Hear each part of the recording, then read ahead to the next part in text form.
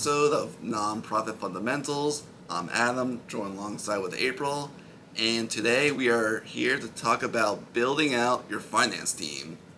So, as accountants, finance is a very, important topic to us, and as nonprofits grow in different stages, there's different roles that need to be implemented or should be implemented to best have the correct finance function for your organization.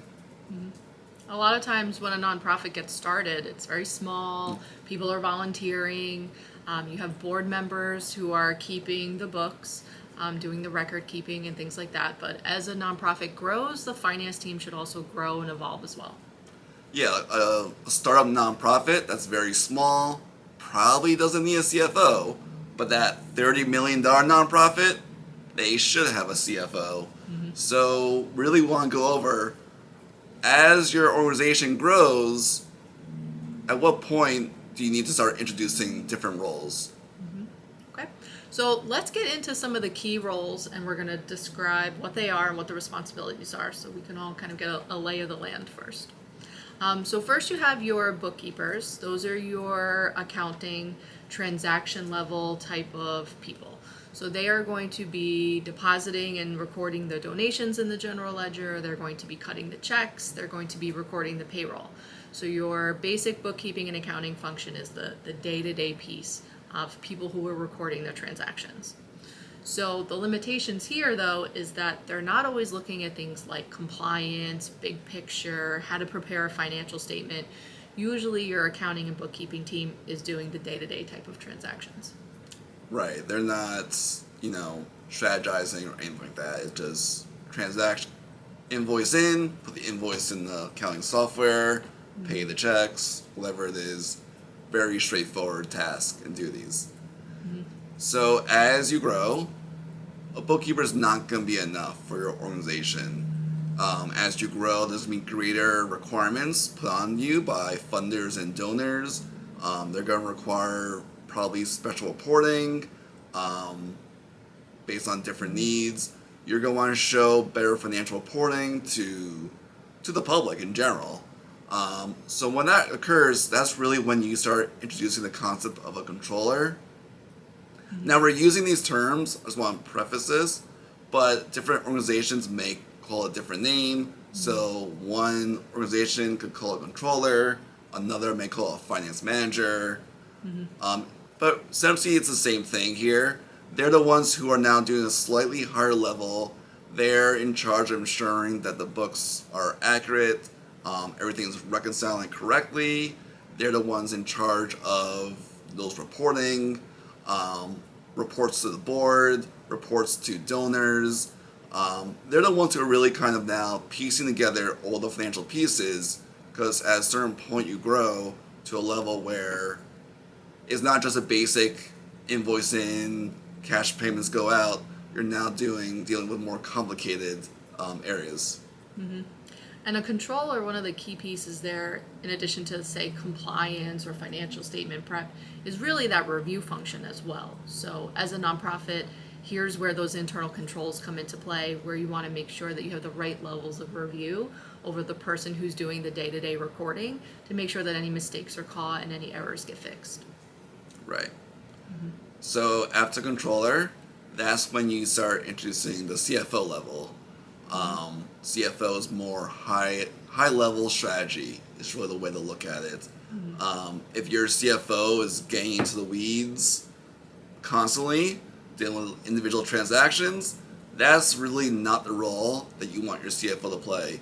You want them dealing with high level decisions, working with the CEO, COO, coordinating with the board on strategic decisions. That's really where the value of the CFO comes into play. CFO is much more that budget versus actual, strategic planning, forecasting for the future. If you open a new program, what would that look like? What kind of costs would you incur? Things like that. So those are the three main roles for an organization. Now, as you grow, you may need more than one bookkeeper. or you may have a finance manager, and then maybe you have a grant manager, just based on the level of activity going on. The other thing you want to consider as well, so we're talking about these roles, all of these roles can be outsourced as well. So you don't need an internal person. If, for instance, you're getting to that point of needing a controller, but you're not quite there yet, a fractional controller is a good in between. So you don't need someone full time, but you do need someone. So that fractional controller is a good middle ground in that manner. Yeah, absolutely. It's like having someone part-time, however, they're not on your payroll and you don't have to pay their benefits. So sometimes it could be cost-effective for a nonprofit to consider an outsourced CFO instead of someone in-house. Yep. So something to consider. And, I think April mentioned it earlier, a very brand new nonprofit, the board's probably involved. You probably have a board member, the treasurer, who's really doing the books and records. So that bookkeeping role starts small. So it could grow into an outsourced role, grow into a in-house role, and then you go from there. So based on that, we're dividing into 3 areas: bookkeeping, controllership, CFO. Where do you think you go from bookkeeping to controller? So I think if you start off with bookkeeping and you're wondering when should you go up to controller or CFO, I think it's based on complexity, not just necessarily your revenue in terms of size of the organization, because you could have a lot of different programs, you can have a lot of different funders, and so therefore if the accounting starts to become more complex, I think that's a good judgment as to when you would add in some of these extra additional levels. So you're saying just because you hit 2 million revenue doesn't mean you need a controller. It's based on level of complexity. Yeah, I think so. So you can use revenue as a guide, if you're an organization under $1 million, if you're an organization between 2 and 5, if you're an organization above 5, but at the same time, I think complexity is really what drives it. Yep, that makes sense. Yep. Now, similar to that, when should I consider outsourced versus in-house? I think based on the role and what you need that person to do and how much of a time commitment it is. I think that'll drive if it's better for you to have someone outsourced on a part-time basis. So usually you question me, so I'm kind of liking this role reversal right now. Okay, so Adam, what are some... Thanks. There you go, it's a question. So what are some practical tips for building out your team?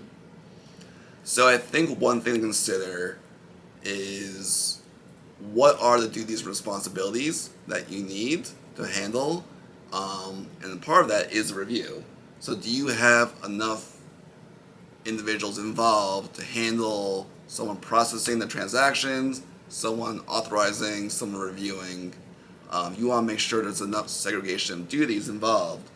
For a small organization, that likely means the board's involved, just for that additional oversight, because a small organization wouldn't have the funds to really pay for a robust accounting staff to really handle the proper segregation of duties. So the board involvement is important.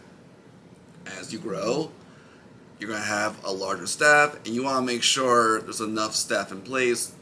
One, not only just to handle the activity that's occurring, because as we know, staff burnout is a major issue, and while accounting is a supporting service activity on the functional expenses, it is still important to the overall operations. So it's important to make sure we have enough staff in place to properly do the accounting, and then there's enough supervision as well as you continue to grow and expand. And I think you mentioned something before about a CFO getting too much in the weeds. So I think for each of those positions, your bookkeeping and accounting, your controller, your CFO, you have a list of duties and responsibilities. So each of them should be functioning well, where they don't have to cross over with one another, where your CFO shouldn't be getting involved in the nitty gritty. If you have the right processes and procedures in place, then each should be able to function at their respective roles. Yep. Any other thoughts?